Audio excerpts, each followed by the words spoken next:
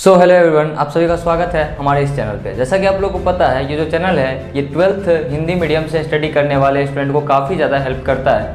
हम लोग कंटिन्यू कर रहे थे इलेक्ट्रोस्टैटिक्स को, है ना। इलेक्ट्रोस्टैटिक्स को हम लोग क्या कर रहे थे, कंटिन्यू, और उसमें हम लोग धीरे धीरे बढ़ते बढ़ते अब एक एंड पे आ गए। हम लोगों का इलेक्ट्रोस्टैटिक्स दो पार्ट में बटा हुआ है। पहला वैद्युत आवेश एवं क्षेत्र और दूसरा वैद्युत विभव एवं धारिता। वैद्युत आवेश एवं क्षेत्र, इलेक्ट्रिक चार्जेस एंड फील्ड का यह आज लास्ट लेक्चर है। इसके बाद ये चैप्टर हो जाएगा खत्म, टाटा बाय बाय। उसके बाद हम लोग स्टार्ट करेंगे काफ़ी अच्छा चैप्टर जिसका नाम है इलेक्ट्रोस्टैटिक पोटेंशियल एंड कैपेसिटर, विद्युत विभव एवं धारिता, ठीक है ना। सो आज के लास्ट लेक्चर में हम लोग डिस्कस करने वाले हैं, ठीक है। अफसोस हो रहा है कि चैप्टर चला जाएगा, नहीं आगे भी बहुत कुछ पढ़ना है, ठीक है ना। आज के इस लास्ट लेक्चर में हम लोग करने वाले, आई थिंक लेक्चर नंबर 22 होगा, 22 होगा। एक समतल चादर को अगर हम आवेशित कर दें, ठीक है, तो विद्युत क्षेत्र क्या होगा, ठीक है। एक समरूप आवेश वितरण के कारण एक समतल चादर पर विद्युत क्षेत्र का मान क्या होगा।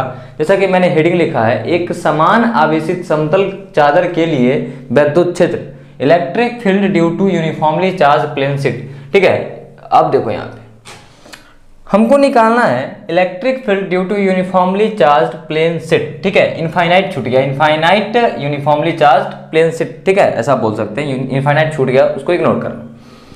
अनंत का मतलब क्या होता है, इनफाइनाइट का मतलब क्या होता है। क्या वास्तव में ये प्लेट हमारे पास इनफाइनाइट होगा, अनंत लंबाई का होगा? नहीं, इसके काफी नजदीक हम लोग इलेक्ट्रिक फील्ड निकालते हैं। प्लेट के काफ़ी नज़दीक हम लोग क्या निकालते हैं, इलेक्ट्रिक फील्ड। जैसे हमारे पास फॉर एग्जांपल मान लो कि हमारे पास ये एक प्लेन शीट है, ये क्या हमारे पास एक प्लेन शीट है।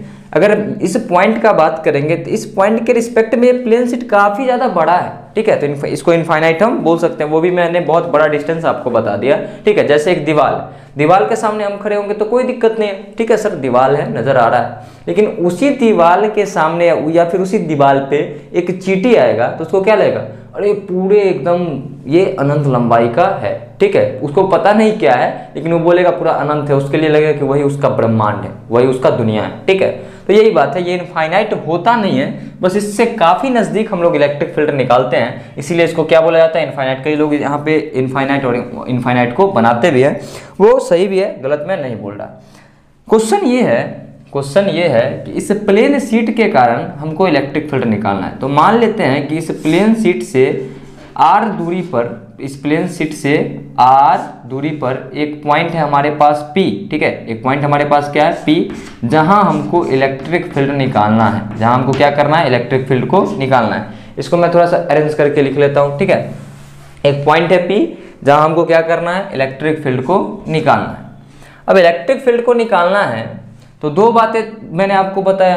पहला तो एक गॉसियन सरफेस बनाओ, क्या, एक गॉसियन सरफेस बनाओ, एक गॉसीय पृष्ठ बनाओ जिसके अंदर आवेश आ जाए। एक गॉसियन सतह बनाओ जिसके अंदर आवेश आ जाए। लेकिन अब तो समझ में नहीं आ रहा है कि सर आवेश होगा कहाँ, लेकिन आपको दिख रहा है ये 2D पिक्चर है, ठीक है, ये द्विविमीय वस्तु है। द्विविमीय वस्तु में आवेश कहाँ जाता है, इसके क्षेत्रफल में। इसका मतलब हम बोल सकते हैं इस पर जो चार्ज का डिस्ट्रीब्यूशन होगा वो होगा सिग्मा, और सिग्मा बराबर होगा, अगर मान लेते इस पे क्यू आवेश है तो क्यू अपॉन एरिया की। कौन सा एरिया के बात करते हैं, ठीक है ना। चलो, अब जिस पॉइंट पर हमने निकालना होता है इलेक्ट्रिक फील्ड, जिस पॉइंट पर हमको निकालना होता है विद्युत क्षेत्र की तीव्रता, वहां से गुजरता हुआ एक गॉसियन सतह बनाना होता है।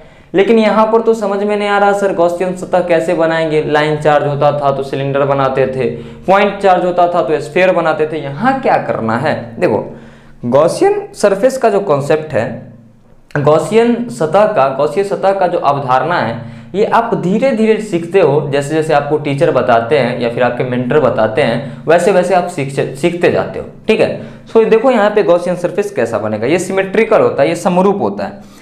मैं क्या करता हूँ, थोड़ा सा चालाकी करता हूँ, गॉसियन पृष्ठ बनाना है तो, क्योंकि कुछ ना कुछ तो गॉसियन पृष्ठ के अंदर चार्ज आना चाहिए, तभी गॉस थ्योरम अप्लाई कर सकते हैं।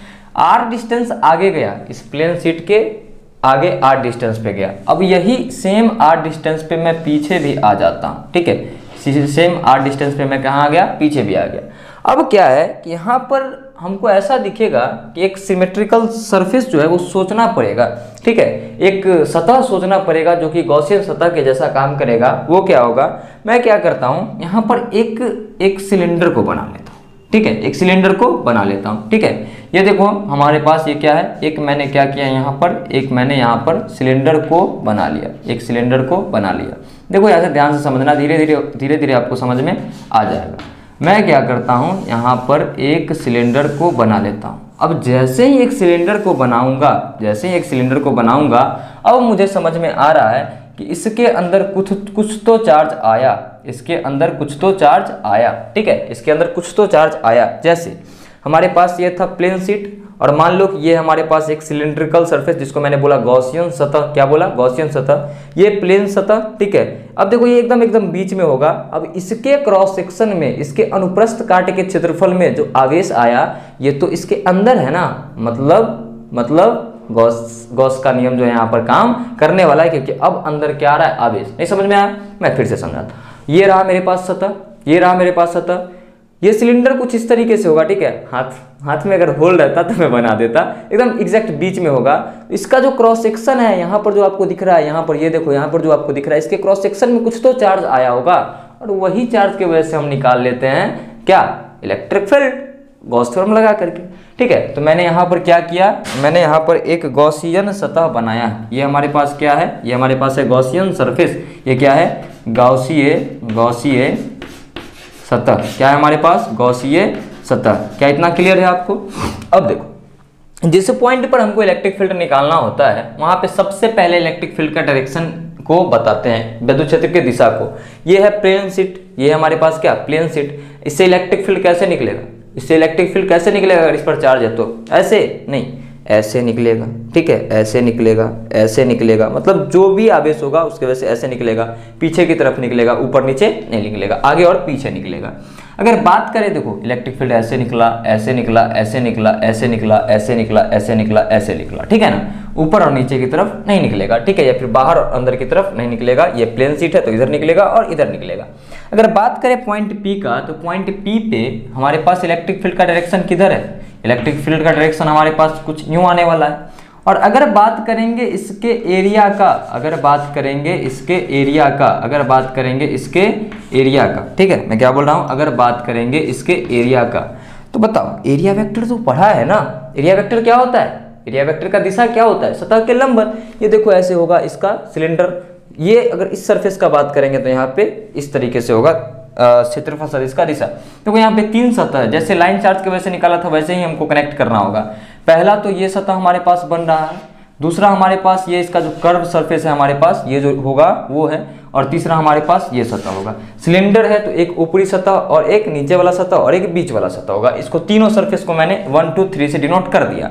तो यहाँ पर अगर एरिया वेक्टर को डिफाइन करना चाहेंगे तो क्या आप बोल सकते हो कि एरिया वेक्टर इसी डायरेक्शन में होगा, सतह के लंबवत, है ना, सतह के लंबवत।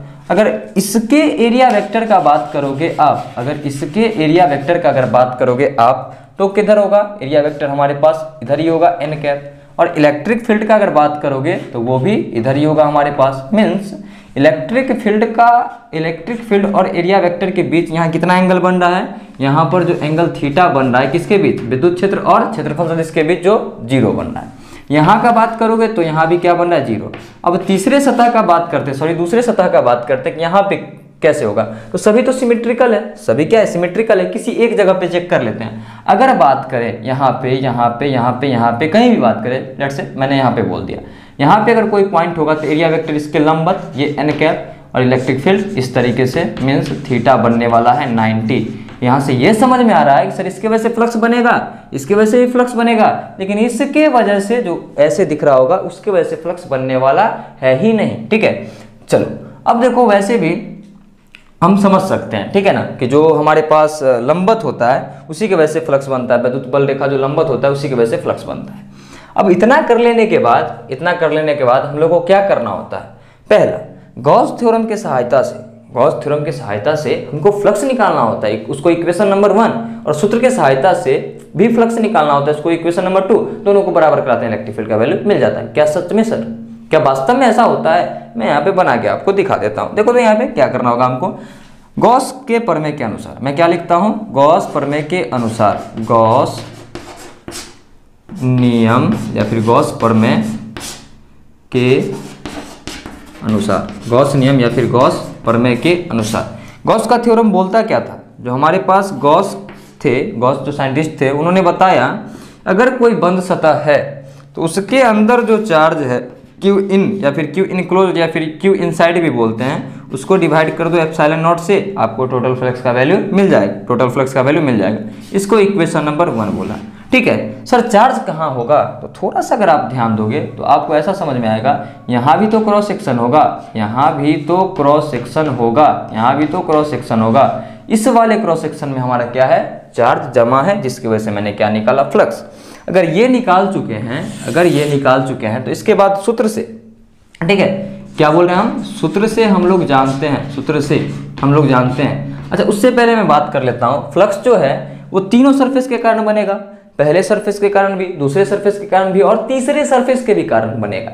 वो अलग बात है कि दूसरे की वजह से जीरो है। ठीक है, मतलब टोटल फ्लक्स अगर हमको निकालना होगा, टोटल फ्लक्स अगर निकालना होगा, फाई बराबर, तो ये होगा बराबर φ1 प्लस φ2, अच्छा थीटा लिख दिया, φ2 प्लस φ3 के।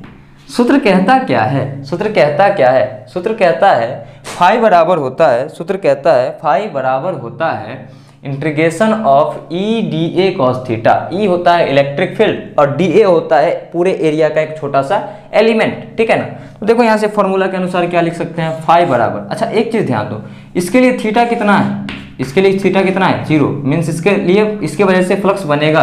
इसके लिए थीटा कितना है, इसके लिए 90 डिग्री, इसके लिए फ्लक्स नहीं बनेगा, इसके लिए फ्लक्स नहीं बनेगा। ठीक है, चलो, और इसके लिए थीटा कितना है, इसके लिए है 0 डिग्री, मीन्स इसके लिए फ्लक्स बनेगा।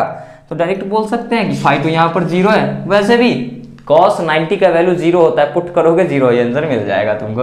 ठीक है ना, चलो आगे बढ़ते हैं। देखो यहाँ पे फाई बराबर हम क्या लिख सकते हैं, फाई बराबर हम क्या लिख सकते हैं, φ1, ठीक है, इंटीग्रेशन साइक्लिक क्लोज सरफेस के लिए ई डी ए कॉस थीटा, तो कॉस 0 डिग्री प्लस इसका तो 0 हो गया ना, इसका क्या होगा 0 plus integration E D A cos 0 degree again. ठीक है, चलो अब देखो इलेक्ट्रिक फील्ड यहाँ पर E1 D1 मत करना, क्योंकि सभी क्या है, सिमेट्रिकल है, सभी यूनिफॉर्म है। इलेक्ट्रिक फील्ड क्या है, यूनिफॉर्म है। तो फाई बराबर हम क्या लिख सकते हैं, देखो इलेक्ट्रिक फील्ड क्या है, यूनिफॉर्म है, चार्ज का डिस्ट्रीब्यूशन हमारा समरूप है, तो विद्युत क्षेत्र तो समरूप होगा ही। इसको हम इंटीग्रेशन के बाहर लिखेंगे और यहाँ पे बच जाएगा DA, बिकॉज cos 0 इज 1। ठीक है, लिख ही देते हैं हम, और यहाँ से फिर इलेक्ट्रिक फील्ड बाहर, और ये हमारे पास कितना बच जाएगा DA, और यहाँ पर फिर से क्या बचेगा, 1 बचेगा। ठीक है, ये क्या बचा हमारे पास 1। तो फाई बराबर जो हमको मिला, फाई बराबर जो हमको मिला वो क्या मिला, E और A, इंटीग्रेशन ऑफ dx क्या होता है, x होता है, तो DA क्या होगा, A होगा, प्लस प्लस E और यहाँ पे A, ये बन जाएगा 2EA। अब देखो ध्यान से, फाई बराबर हमको मिला 2EA, क्या मिला, 2EA मिला। ठीक है, इसको इक्वेशन नंबर 2 बोल सकते हैं क्या, बिल्कुल बोल सकते हैं, इसको बोल सकते हैं इक्वेशन नंबर 2। अब दोनों को इक्वेट करा दो, तुमको इलेक्ट्रिक फील्ड का वैल्यू मिल जाएगा। फिलहाल इसको नोट डाउन करो, मैं देख रहा हूँ दिख रहा है या फिर नहीं दिख रहा है। ओह, आज तो बहुत बेहतरीन तरीके से दिख रहा है। चलो एक कमेंट इसके लिए कर देना। अच्छा, तुम लोग को लगता है कि जो भी टीचर यूट्यूब पे पढ़ाता है कमेंट लाइक का भूखा होता है क्या? नहीं बच्चे, ऐसा बात नहीं है। ठीक है, मोटिवेशन मिलता है उससे अगले वीडियो लेक्चर तैयार करने के लिए।